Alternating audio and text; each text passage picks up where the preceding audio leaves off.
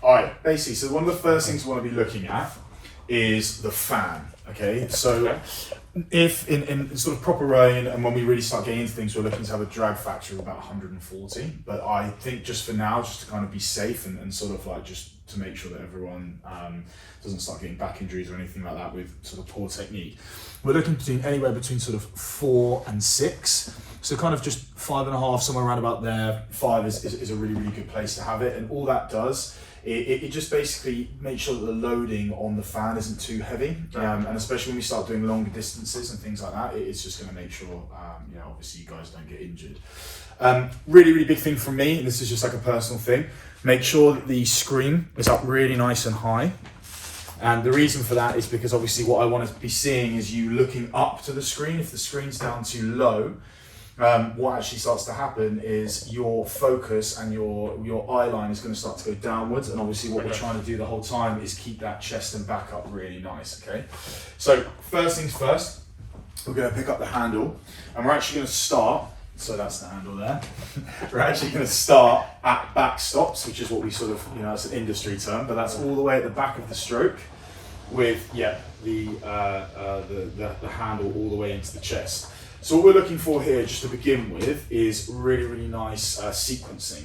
So the hand's going to come away. That's really nice. We haven't moved the body yet.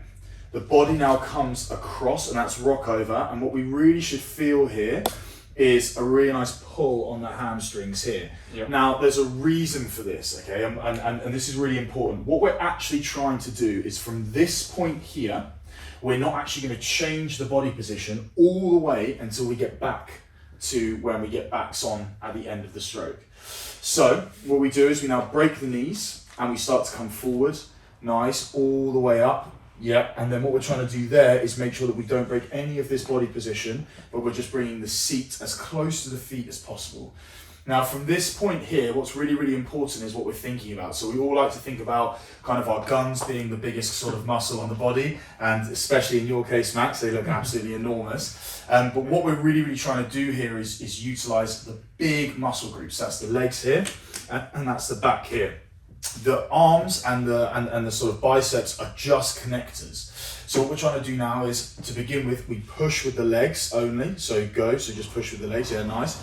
And then the back would then from there come through like that, and then the arms follow. So by that point, we've generated the maximum amount of velocity that we possibly can before the arms come in. We want the arms to be a last ditch attempt to kind of finish the stroke off. We do not want them to be an important part of the stroke. As we come all the way forward again, another really, really nice thing to think about, and again, I know I'm sort of filling you with a lot today, is trying to think about the work being as low as possible, okay? So really relax the shoulders, and we want to try and take the work as low down here as you possibly can. Again, the reason for that, the shoulders are very weak, and we want to be trying to get all of the work in the lats, and we're trying to work as low as possible. And imagine yourself being a coiled spring that's pushing from the legs, then squeezing out the back, and then from there the arms follow. So if we just start at back stops again, just because it's a really nice place to sort of begin. So we're looking for that sequencing. So arms away, body rock, break the knees all the way forward, maintaining position, squeeze the legs, and then come back. Yeah, that's really nice. One of the things that happens quite a lot is we don't want you to feel like you're pulling. So like you want to just basically essentially let the speed around the back be the thing that drags you into the front. Don't feel like you're pulling with your feet, and where you've got your feet right now is okay, but obviously if you had trainers on, it would feel a lot less like that. Like you'll probably feel like you're sort of pulling yourself into the front, and that's sort of not what we want. But yeah, if we just start the same thing as Max, so start back stops. That's it, yeah, that's there, perfect. So the first thing we're going to do is we're going to go arms away, yeah, nice, so that comes out to here, yeah, really good, yeah, that's fine, all the way out. Then we're going to body rock, so do not break the knees yet, that's really nice, yep, so all the way over, that's it. Okay, so now can you feel that on the hamstrings there? Burning. Okay, and then what we're going to do is we're going to break the knees, and then we're going to come right into the front stop, so that's really nice. Now can you feel yourself, so this is where you start to work on things outside of what you're doing with your rowing. Can you feel here, as you're starting to compress, and maybe it's the trousers to be fair. Yeah. as I could end up with a ripped trousers. as you're starting to compress, you can feel that your body is almost trying to kind of flop over at the top, and because you're struggling with that. So a little bit of basically essentially just flexibility there is going to be massively beneficial for you in the long term. From here, what we're looking to do is just push down with the legs like that. Yep, nice, really good body position there. Back through, nice, and now break the arms like that. And again, like I said, one of the things that you're going to really want to do as you get rowing is you're going to want to pop those knees early.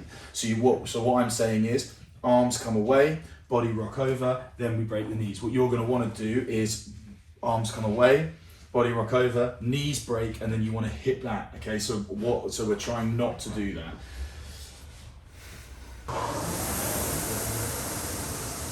Yeah, good. So just keep thinking about that body rock, that angle, so arms come away.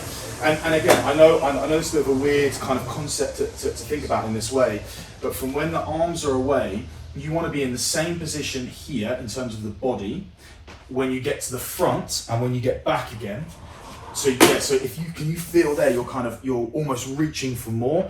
Don't do that. So we're literally just thinking about arms away, body rock all the way forward, and then we're just driving, and then it's like a cool spring out. That looks really good, honestly. Doing a really, really good job there. So now just try and get that flow. So this is where it becomes sort of, yeah, if you just stop. Yeah, that's it. So this is where we can start talking a little bit about what you're aiming for here. So 14 strokes per minute is a little bit too low. So for what we're doing now, which is kind of a very kind of light piece, and obviously we're learning, but we want to be anywhere between 18 and 22 strokes per minute. That's like a really nice place to just be able to just tap it along. And what we're kind of looking for there, and this is where we'll transfer this over into the boat, is essentially distance per stroke. So we're looking to get as much power generated at a lower rating.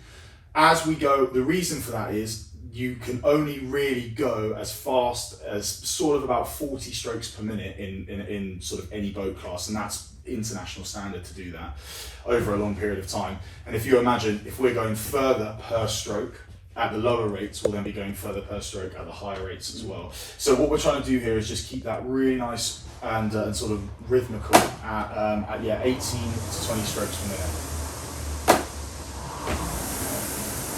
Okay, so what we can all do, and we'll start with this. So if you just come to back stops, that's what we call it, back here.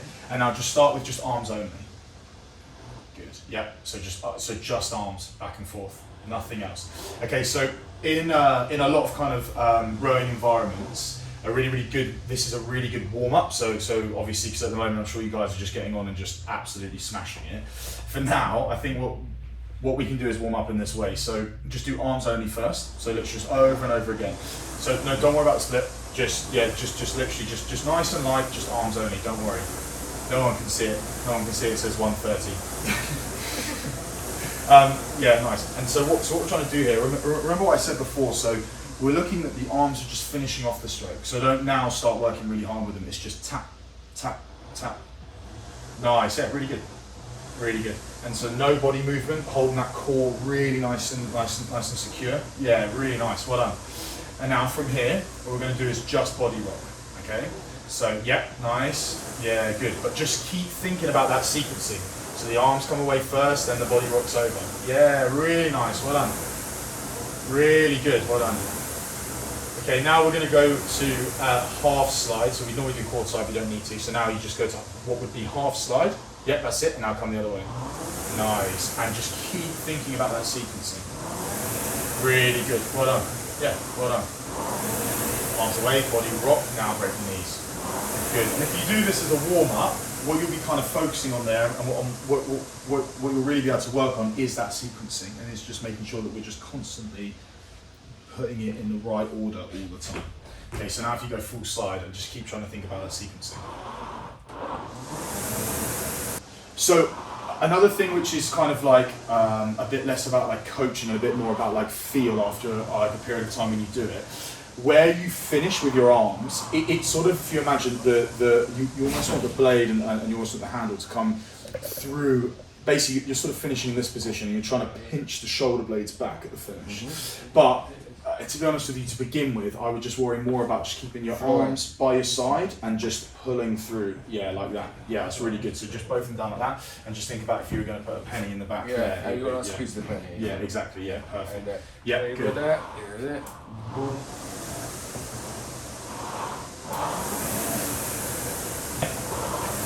And I said this the other day, so one of the things I really want you to think about is that every stroke, you're almost trying to stand up off of the seat. So we're literally trying to almost, it's that idea of where your bum should be light off of the seat in the stroke. And when you can do that, that's when you know that you're working in the right areas. And again, it's almost, it's that idea of you can get away with it if all you're doing is sort of 2-3 minutes. But over a long period of time, if you're working in the wrong areas, that's where they're going to get tired really, really quickly. So it's about working really low. And then the next thing we'll work on, sort of next time, is really about that rhythm. So what we're doing, 18 strokes per minute, we're making sure we've got loads of time into the front, and then we're exploding back. Loads of time into the front, and then we're exploding back.